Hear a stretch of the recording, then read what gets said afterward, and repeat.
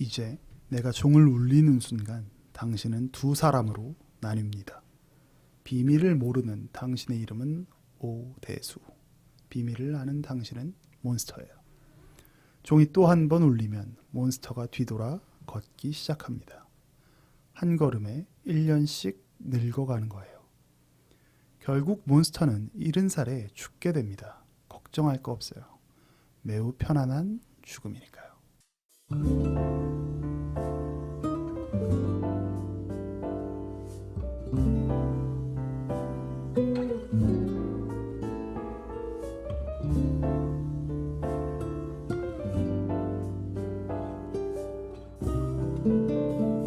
호우 시절로 오세요. 그때 우리가 여기에 있습니다.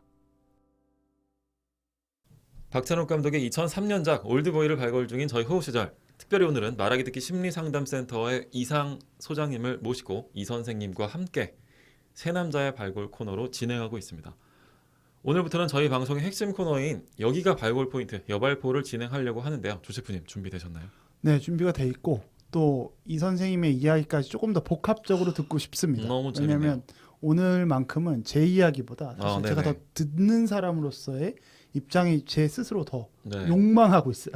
이렇게 20년 동안 이렇게 네. 재밌는 우리 또 이야기꾼을 숨겨놓고 계셨군요. 우리 조세프님. 숨겨놨고 저도 몰랐어요. 이렇게 재밌는지. 자, 여발고 첫 번째 발굴 포인트부터 시작해 볼게요. 이 영화에서 관객들을 미치도록 궁금하게 만드는 포인트는 결국 15년이라는 숫자에서부터 이 모든 궁금증이 시작되는 그쵸. 것 같아요. 왜 하필 15년일까요? 혹은 이 영화에서 사람을 15년 동안 가뒀다가 문득 풀어주는 데에는 도대체 어떤 의미가 숨어 있는 걸까요? 이 영화의 전체적인 구조는 우진의 복수극으로 시작하잖아요. 네, 우진의 복수극과 대수의 복수극이 네, 서로 이제 합을 겨루고 있는데 맞물려 있는 뭔가. 그렇죠. 맞물려 있는 거죠. 그래서 네. 이거는 뭐 이제 딱 하나의 그냥 정확한 답이 있는 것 같아요. 네네네. 우진이 이야기를 하잖아요. 네. 그 미도를 4살 때부터 자신이 봤다. 음, 그리고 미도가 4살 때부터 봐서 19살이 되는 시점에 네, 대수를 풀어준 거고 결국 그 19이라는 숫자는 네. 수아가 죽었던 나이 19인 거고 그래서 맞아요. 15년이 중요한 게 아니라 미도가 19살이 되는 시점이 중요했던 것 같아요. 네, 그리고 오히려 정말 미도를 딸로 볼 수 있을까에 대한 생각은 또 하게 되죠. 의심을 한번 해볼 수 있죠. 그러니까 우진이 만들어 놓은 그 판을 위해서 네.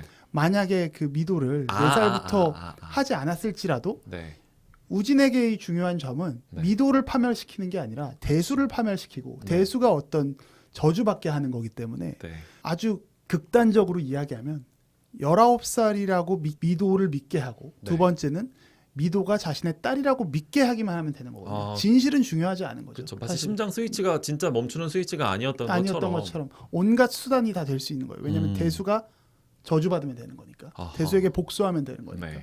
그런 관점 때문에 15년이라는 시간을 만들어 놓은 거고 그런 면에서 보면 이 우진이라는 캐릭터는 그 이전까지 한국 영화에서 좀처럼 보기 어려웠던 네. 굉장히 치밀한 인내와 전략을 갖고 있었던 빌런인 인보를. 거죠. 네. 보니까 영화를 다시 보면서 제가 캐치한 부분 중에 하나는 이 15년 전에 대수가 납치된 날이 그 당시에 딸 4살 박이 연희의 생일이라고 얘기를 하는 장면이 나오더라고요. 네. 그러니까 정확하게 15년 뒤에 풀려난 대수는 딸의 생일날에 뭐 미도를 만나서 이제 사랑에 빠지게 되는 구도로 진입하게 되는 거죠. 그렇죠. 그래서 근친상간이라는 유사한 형태의 사랑을 복수의 선물로 주는 우진의 복수극을 담고 있는 거고, 그래서 이 모든 비밀이 담겨 있는 그 사진이 담겨 있는 보라색 상자도 선물 상자의 모양을 하고 있는 게 아닌가. 그리고 조세프님께서 되게 정확하게 이제 우진이도 그런 얘기를 영화에서 많이 하는데 왜 갇혔는지가 중요한 게 아니라 왜 풀려나는지가 중요한 거다. 그렇죠. 네. 라는 얘기를 하는 이 이야기가 단순한 어떤 그냥 관객들을 낚기 위한 그런 기믹이 아니라 정말로 어떤 논리적인 구조를 가지고 있는 설정이었다라는 거를 알 수 있는 전개였던 것 같아요. 근데 저는 네, 이 영화 보면서 사실 이 선생님 모시고 한다는 네, 이렇게 일정이 저희가 있었잖아요. 네네, 저는 오히려 그 생각이 많이 들더라고요. 15년이 네, 갑자기 내 인생에서 사라진다면 어, 나는 어떤 선택을 했을까? 갑자기 내 인생의 어느 한 토막에서 네, 지금부터 갑자기 제가 증발했어요. 네, 내 주변에 있는 모든 사람에게 노티스를 줄 수 없는 상황에서 갑자기 내가 증발했다가 15년이란 내 인생이 그냥 훅 지나서 어느 아파트 앞에서 툭 떨어졌어. 네. 그러면 나는 대수처럼 복수를 할까? 아, 이 고민을 하게 되는 거예요. 네. 그러다가 제가 이 선생님 오시는 생각을 하다 보니까 네. 이렇게 생각하고 나니까 우리가 지난번에 다뤘던 인터스텔라 속의 머피가 저는 이해가 되더라고요. 머피의 입장에서는 그 쿠퍼가 떠나고 나서 네. 아버지를 잃은 상실감이 있잖아요. 네네. 근데 그 영화를 인터스텔라 다시 뭐 참고하셔도 되지만 네. 머피가 아빠가 우주에 있는데 계속해서 대화를 하지 않거든요. 뭐 네. 물리적 시간, 뭐 오류 이런 거 다 우리가 감안하고 생각했을 때 왜 아빠랑 얘기를 하지 않지? 라는 생각을 처음에 했었는데 네. 갑자기 사라진 이 15년의 상실감은 이 영화를 보면서 저는 오히려 인터스텔라 속 머피가 이해가 되는 된다. 측면이 있었어요. 오. 네.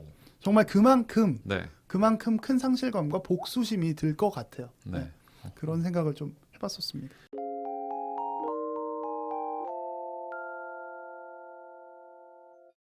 우리 이 선생님은 이번 15년에 대한 이야기 저희끼리 좀 나눠보긴 했는데 좀 어떻게 이 설정을 읽으셨는지. 이미 두 분 잘 이야기하셨는데요. 네네. 이게 이우진이 사실 모든 걸 빈틈없이 계산한 그렇죠. 거잖아요. 네. 빈틈없이 계산한 거고 네. 제가 아까 초반에 이제 이우진의 프레임이다. 네. 라고 이야기를 했는데 그 극 중에 이 이야기가 나와요. 오대수가 바로 건너편 그 주택에 네. 이우진 맞아요. 일당이 있다라는 걸 이제 알게 되고 뛰어간단 말이에요. 네. 그렇죠. 근데 이제 이우진이 오대수에게 뭐라고 이때 아마 이야기했을 텐데 당신은 내가 만든 몬스터야. 네, 라고 맞아요. 이야기를 네. 한단 말이에요. 그러니까 이우진에게는 자기가 경험했던 일들을 똑같이 경험할 만한 시간이 필요했던 것 같아요. 내가 당했던 고통 너도 똑같이 당해봐. 이런 게 필요했던 것 같거든요. 그래서 사실 이렇게 벽에도 그림이 걸려 있잖아요. 네, 네. 벽에 그림과 이제 그 뭐 웃어라 모든 네. 세상 네, 사람들이 네, 너와 네. 함께 웃을 것이다. 그러니까 내가 어땠는지 경험해봐라. 네. 그걸 뼈저리게 깨닫기도 하지만 네. 나에게 복수를 할 수 있도록 복수심을 키울 수 있는 어떤 음. 시간도 준 거라고 생각을 하거든요. 아, 네. 숙성의 기간. 그렇죠. 네. 근데 이제 만화에서는 조금 다르게 그려지는 것 같아요. 아, 만화에서는 만화 원작 완전 만화에서는 이우진 역할을 네. 하는 사람이 오대수가 무너질 거라고 생각을 해요. 네, 네, 네. 근데 그렇지 않은 거예요.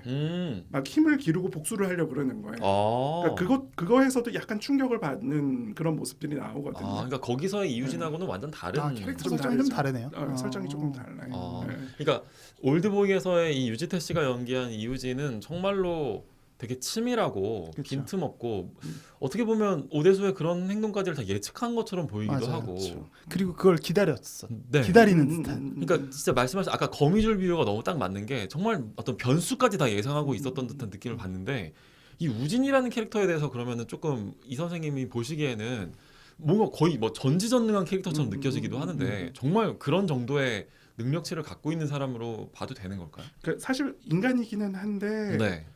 이게 신처럼 느껴지는 면모가 있단 말이에요. 네. 얼굴도 잘생기고 나이를 가늠할 수 없기도 하고 네. 그 실제로는 같은 나이고 학년인데 오대수와 연령 차이도 많이 나 보이잖아요. 네, 그렇죠. 뭐 나봤자 한두 살일 것 같은데.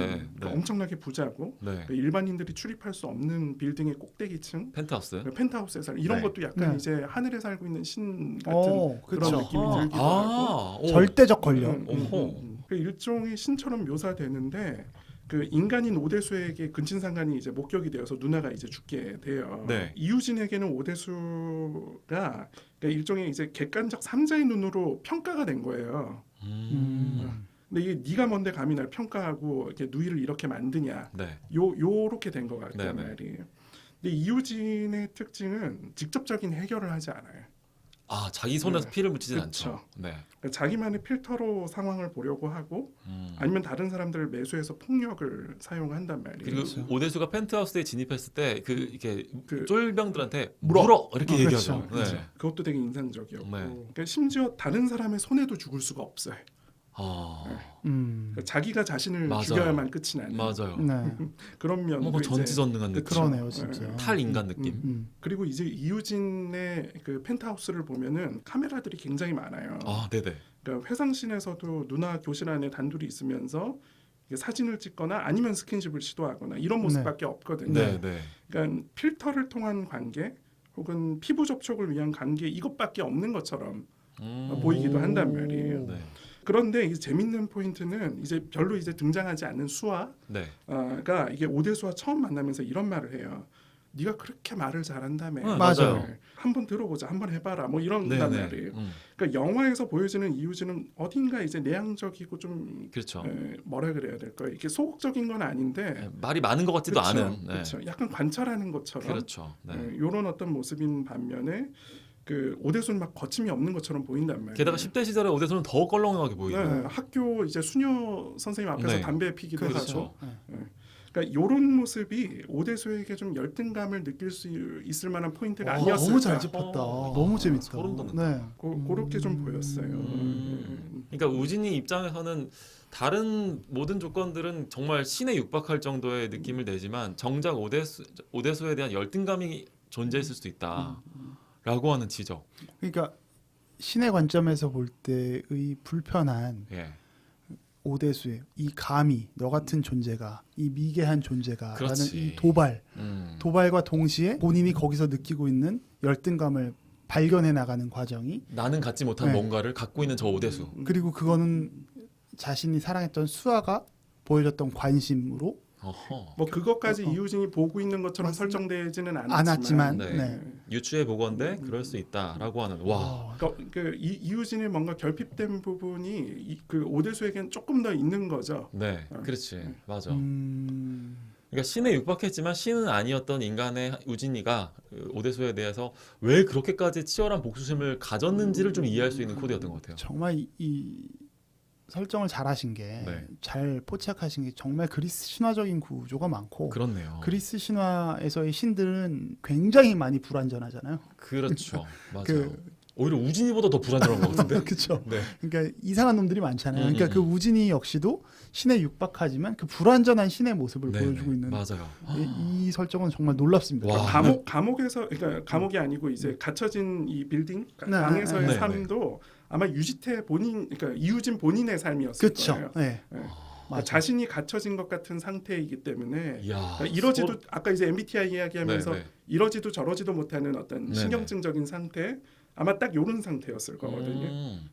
그러니까 대수가 방에 그 좁은 방에 좀 갇혀 있었을 뿐이지 우진이도 그 펜트하우스에 갇혀 있었던 걸 수도 사실 있는. 동일하게 그 건물에 갇혀 있는 느낌이고 허허. 관계가 차단돼 있었고 이야, 그러니까 우진이가 대수에게 만들어 놓은 판은 네. 외통수잖아요. 그리고 우진이 역시도 외통수로서 걸려 있었던 거죠. 자신이 선택할 수 있는 게 없었고 와, 너무 재밌다. 이번 발굴은 정말 네. 조회수 한 1000에 나올 수 있을 것 같은데 와, 여러분 어떠신가요? 우리끼리 너무 좋아하는 거. 아니요 저희는 그래도 늘 이래요. 원래 이렇거든요. 근데 원래 이런데 오늘 진짜예요. 오늘은 진짜 오늘은 찐이에요 찐. 여러분 어떠신가요? 이 15년의 비밀, 그다음에 우진이라고 하는 이 인간에 대해서 다시 한번 우리 이 선생님께서 발굴해 주시고 나니까 이 영화가 좀 더 특별하게 느껴져요. 이런 발굴 없었을 것 같아요. 네, 진짜. 다음 에피소드에서도 계속해서 발굴 작업 이어나가 보겠습니다.